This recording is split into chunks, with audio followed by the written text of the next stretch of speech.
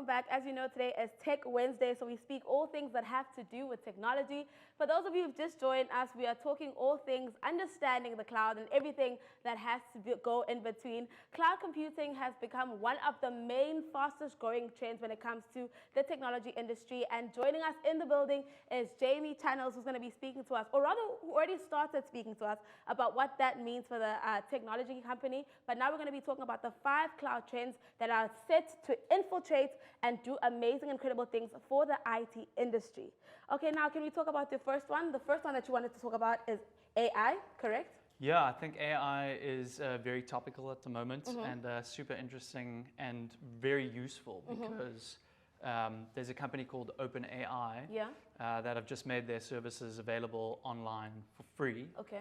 And basically what they've done is they've trained, you can think of it as like a bot on the whole internet from a couple of years ago.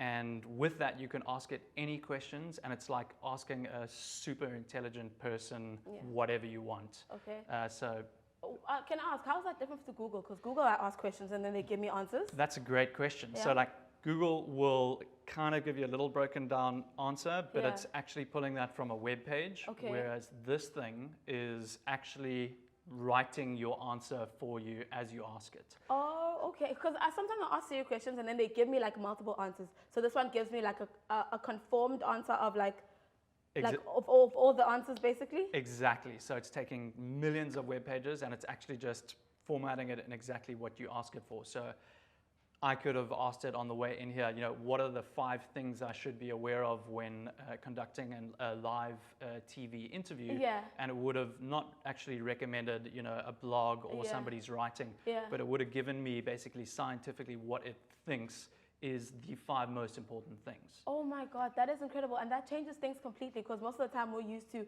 things pulling up different writings from other people, so like different blogs, etc. But this actually tells you what it thinks combined from all this information. It not only tells you, it can kind of do anything you ask it, providing it's written. What do you mean, do anything you ask it? So you could say, write my script for a TV show on the topic of cloud computing and pick the foremost topical aspects that we'd like to chat about. And it would literally write that script for you.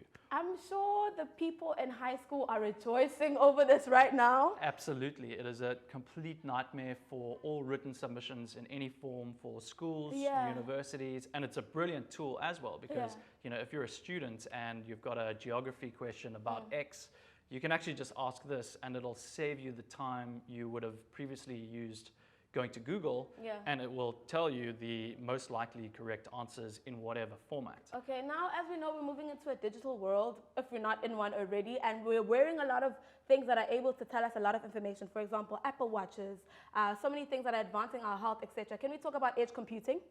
Yeah, so edge computing is really just about, these things out there, these little devices that are doing the computational work out there in the field. So, a smartwatch is a great example because it's doing a lot of work to work out what your heart rate is, and then it's sending your heart rate into the cloud, and then from there, other cloud services or things can happen with that data. So it's quite interesting in that these devices are getting a lot smaller and a lot more powerful. Just like your phone gets smaller, or actually phones are getting bigger now. Yeah, I think we're going back to the bigger phase. Yeah, maybe. We're going up and down. Now, can we talk about, let's say, cloud recovery? Let's say anything maybe happens to your cloud. Is there any way to manage that? Yeah, absolutely. I think, there's 2 sides to that. There's, for individuals as well as big companies. There's basically like disaster recovery and cloud recovery. And I think, again, the simplest example is probably within Google. On your phone, if you use Android and you connect your Google account and you're downloading apps and saving messages and that kind of thing, if your phone gets stolen, 10 years ago it was a nightmare, but now actually you just log in with Google on a new phone with Android, and the cloud's bringing you all your data back to you. So that's a form of disaster recovery. And then there's the bigger, more enterprisey side of it, which is like, there've been all these floods in KZN recently. What happens when one of the big companies in KZN has, the entire office washed away or something like that?